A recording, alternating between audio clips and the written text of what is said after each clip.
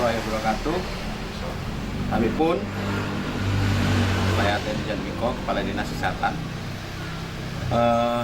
mengenai penanganan COVID di Kabupaten Pesisir Barat. Di setiap pekon atau di setiap desa kita berkoordinasi ya dengan aparat desa untuk membentuk posko aparat desa dan bersama relawan gitu ya, berperan aktif dalam melacak ya, mencari kasus dan kemudian juga melakukan testing ya bersama dengan masyarakat juga. Kemudian juga apabila ada kasus untuk melakukan isolasi mandiri ya, kita juga tracing untuk kontak-kontak eratnya. Dan saat ini Kabupaten Pesisir Barat angka konfirmasi positifnya ada 314 orang, yang mana 314 orang itu 297-nya itu sudah dinyatakan sembuh atau selesai masa isolasinya.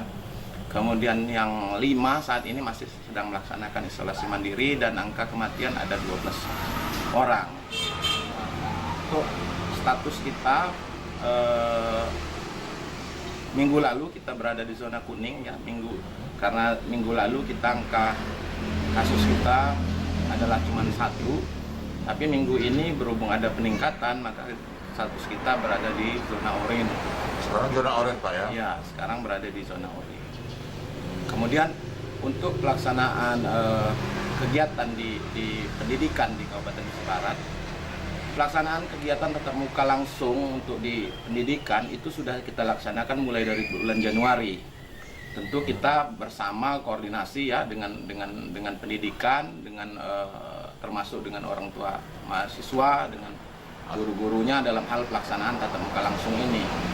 Baik itu pembatasan jumlah siswanya, kemudian juga penerapan prokes yang ketat di dalam pelaksanaan tatap muka langsung. Dan 6 bulan kita laksanakan tatap muka langsung ini sampai sekarang kita belum menemukan satu pun kasus yang memang kasus siswa yang terkena. Iya, terdampak Pak ya. ya? Terdampak artinya penerapan prokes di dalam dunia pendidikan, di dalam pelaksanaan pendidikan tatap muka langsung di Kabupaten Pesisir Barat ini sudah berjalan cukup baik. Maksimal Pak ya? Sudah berjalan cukup baik. Artinya pada awal-awal dulu di Januari kita setiap hari ada petugas kesehatan yang mengawasi pelaksanaan kegiatan tatap muka langsung. Untuk bulan selanjutnya kita adakan kunjungan itu per 2 minggu. Per 2 minggu kita adakan kunjungan, selain daripada memang apabila dari pihak sekolah ya, dari pihak sekolah artinya meminta kita untuk sosialisasi atau penyuluhan di sekolah, kita juga sering untuk melakukan sosialisasi adaptasi kebiasaan baru ya atau new normal. Itu di pendidikan. Terkait pelayanan kesehatan ya yang ada di Kabupaten Pesisir Barat secara umum. Dahulu pada waktu kita pemekaran Kabupaten Pesisir Barat ini jumlah puskesmas yang rawat inap itu hanya 3 ya, hanya 3. Dan saat ini di dalam 5 tahun terakhir ini sebelumnya ada 9 puskesmas, sekarang sudah menjadi 11 puskesmas. Ada penambahan 11 ya? puskesmas itu sendiri, 8 sudah melakukan rawat inap ya. Di perbatasan sudah kita jadikan rawat inap semua, baik itu di perbatasan Bengkulu maupun dengan perbatasan dengan Tanggamus. Untuk kekurangan tenaga dokter gigi, kemudian dokter umum, itu kita lakukan penerimaan pegawai tidak tetap atau PTT yang dalam 2 tahun ini terakhir terus kita buka ya, untuk memenuhi kebutuhan tenaga dokter PTT, baik itu dokter umum maupun dokter gigi dan juga dokter spesialis. Nah, kaitannya dengan COVID juga, kita juga peningkatan laboratorium. Jadi peningkatan laboratorium di rumah sakit kita. Dan ini saya baru dapat informasi bahwa bulan Juli ini kita sudah mempunyai dokter spesialis patologi klinis. Artinya kita memang sudah membeli juga alat untuk PCR. Artinya kemungkinan kita di akhir tahun atau di 3 atau 4 bulan ke depan kemungkinan kita sudah melaksanakan PCR sendiri untuk dalam rangka pelacakan atau penemuan kasus konfirmasi positif COVID ya. Nah, tentu pengembangan rumah sakit ini terus kita tingkatkan bersamaan dengan kebutuhan yang memang ada pada masyarakat. Namun memang keterbatasan di rumah sakit Kabupaten Pesisir Barat, rumah sakit Kiai Haji Muhammad Thohir ini, bahwa lahannya untuk pengembangan lebih lanjut itu agak sulit dan lokasinya juga kurang strategis, sehingga Pak Bupati mempunyai program ke depan akan membangun lagi satu rumah sakit ya yang di lokasi yang memang strategis dan rumah sakit ini representatif. Artinya bisa lebih terjangkau, lebih cepat terjangkau dan juga bisa melayani semua. Ini kaitannya juga dengan kita selaku daerah kunjungan wisata ya, baik domestik maupun internasional. Dan saat ini juga kita sudah mau meluncing puskesmas pariwisata ya, puskesmas pariwisata yaitu Puskesmas Biha yang ada di Tanjung Setia. Dan kaitan dengan ini juga kita akan membentuk di puskesmas maupun di rumah sakit itu ada suatu bagian yang memang khusus untuk penanganan pasien ya mancanegara ya. Terakhir kita coba, saya dengan Pak Bupati ke DPR RI untuk mencoba mengajukan pembangunan rumah sakit dimaksud. Namun sedang berproses, usulan ini masih ditampung gitu ya dari DPR RI. Sementara lahan sendiri kita sudah siapkan sebesar 4,8 hektar ya. Tentu apabila kita sudah tersedia dana untuk dapat merelokasi rumah sakit Kiai Haji Muhammad Thohir ataupun pembangunan baru rumah sakit ke depannya begitu ya. Dan sebagai informasi juga, kita di Kabupaten Pesisir Barat ini merupakan, kalau 2019-2020 kita merupakan satu-satunya kabupaten di Provinsi Lampung yang sudah tercapai UHC atau Universal Health Coverage ya, yang mana seluruh warganya di atas 95% itu sudah menjadi anggota atau peserta BPJS ya. Gitu ya. 2019-2020 merupakan kita sendiri yang tercapai UHC. 2021 ini sudah ada kabupaten lain, yaitu selain Pesisir Barat ada Lampung Utara. Begitu. Artinya apa? Bahwa Pak Bupati maupun kita ini sangat berkomitmen tinggi ya, berkomitmen tinggi untuk menjamin pelayanan kesehatan terhadap masyarakat yang optimal.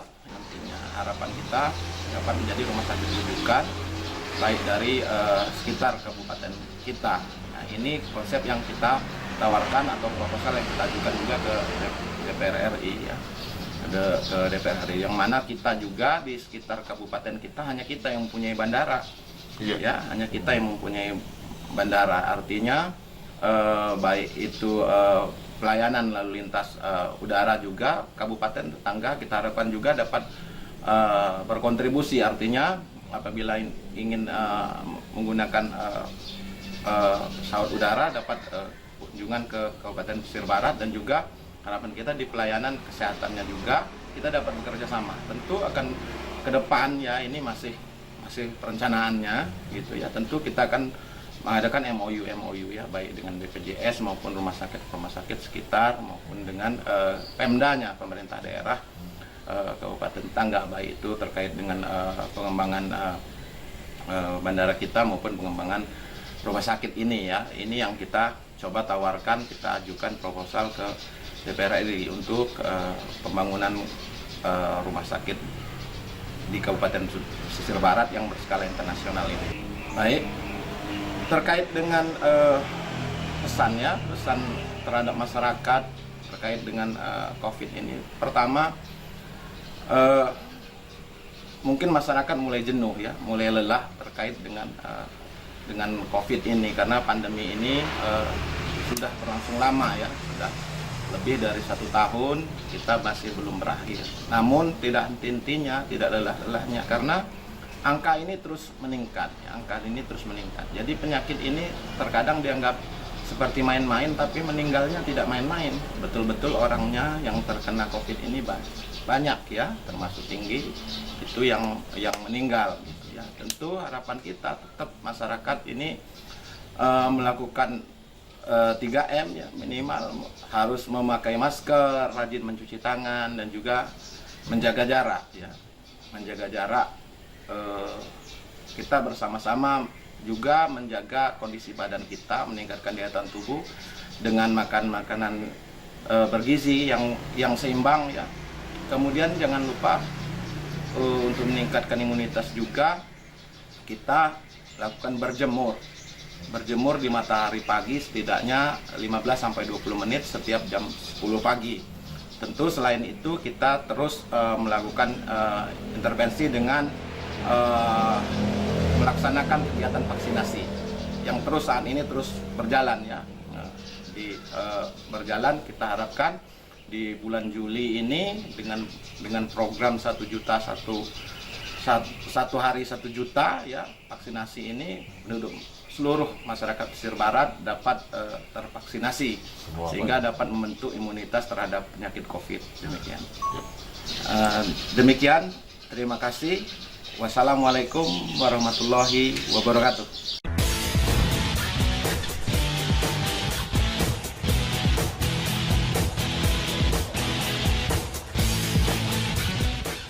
Pemirsa, berita tadi sekaligus mengakhiri perjumpaan kita dalam Indonesian Television News edisi hari ini.